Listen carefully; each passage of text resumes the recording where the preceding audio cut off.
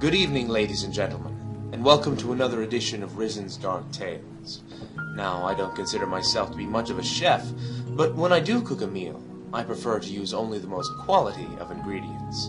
The young boy in tonight's story obviously felt the same way, and the dish his mother makes is simply to die for. Tonight's tale is called, Where's My Liver?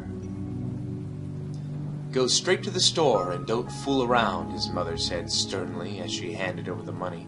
Your father's boss is coming to dinner tonight. We're having his favorite meal of liver and onions. It's important that we make a good impression, so get the best liver they've got. I will, Ma, Tommy sulked. His mother had really been after him since he brought home a failing report card. Tommy grabbed his bicycle from the garage and rode down the street. Then saw his friend Chad. Come on, Tommy, Chad yelled. The gang's playing baseball over at the park. We need a pitcher. Immediately, all thoughts of his errand fled from Tommy's mind. The boys headed towards the park. Tommy pitched a no-hitter to win the game for his team. By the time it was over, it was dark. Then Tommy remembered his errand. The liver, he gasped. I've got to get to the store. But all the local groceries were closed. My mom's going to kill me, he gasped. First the bad report card, and now this. He would be grounded for life. As he rode home past the cemetery, he got an idea. It was an awful idea, but it would save him from the even more awful fate that awaited him if he came home without a liver. His great-uncle had died a few days ago and had been buried in the cemetery. What harm would it do to remove it? His uncle certainly didn't need it anymore. Tommy hurried home as silently as he could and got his father's shovel. He returned to the cemetery and began digging up his great-uncle's grave. That night, his mother cooked up the liver and onions, and the boss raved about the meal and had such a good time that he didn't leave until quite late. Tommy went to bed that night relieved he had gotten away with it.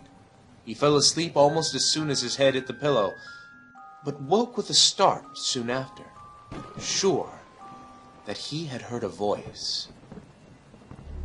Where's my liver? A ghostly voice rose up from the staircase, deep and guttural.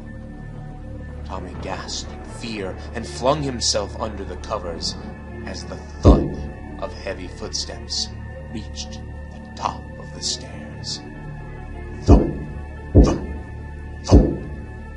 The footsteps drew nearer until they reached Tommy's door. Who's got my liver? The horrible voice asked again. Go away, go away, Tommy whispered repeatedly. His whole body trembled in terror as once more the voice asked, Where's my liver? Who's got my liver? Sheer terror made him suddenly bold. Tommy threw back the covers and found the shriveled white face of his great-uncle right above him. We ate your liver, he shouted. I know you did, Tommy. The rotting corpse of his great-uncle said softly, stretching out his bony hands toward the boy's shaking body. Tommy screamed.